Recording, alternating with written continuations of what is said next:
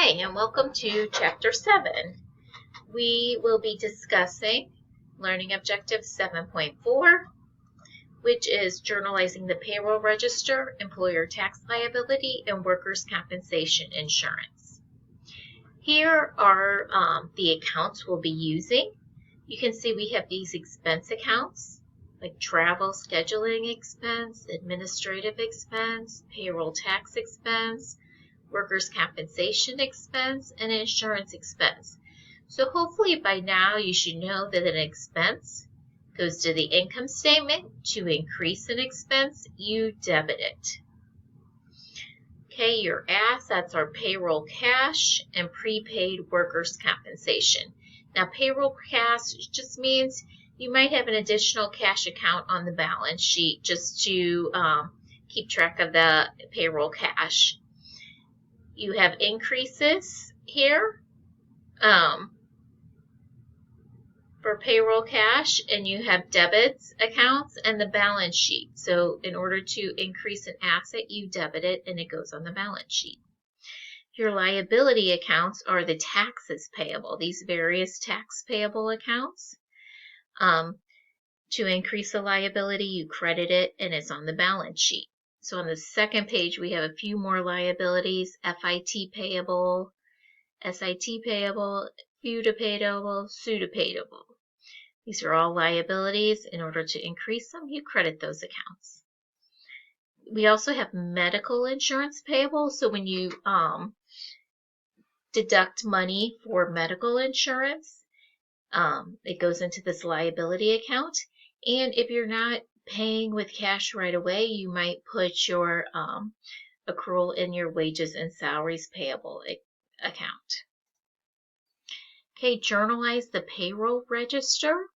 So each time you cut checks, you'll be doing a journal entry for your payroll.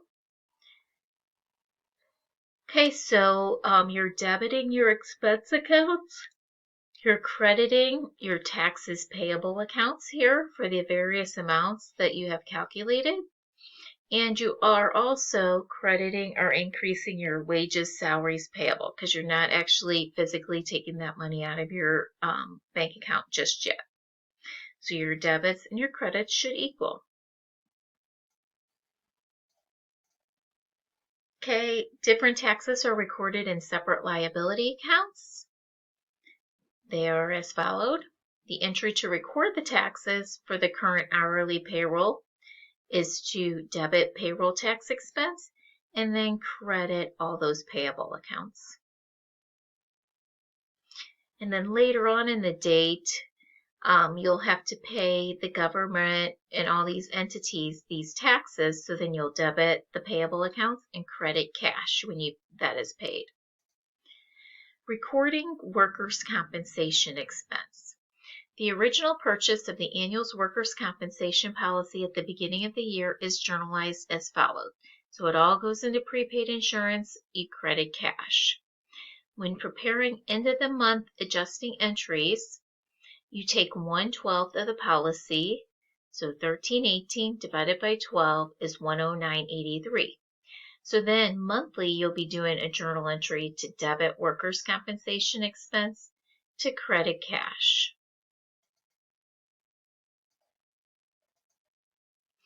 At the end of the previous unit, we computed the additional cost for workers' compensation insurance. So you may have an audit and come up with this additional cost.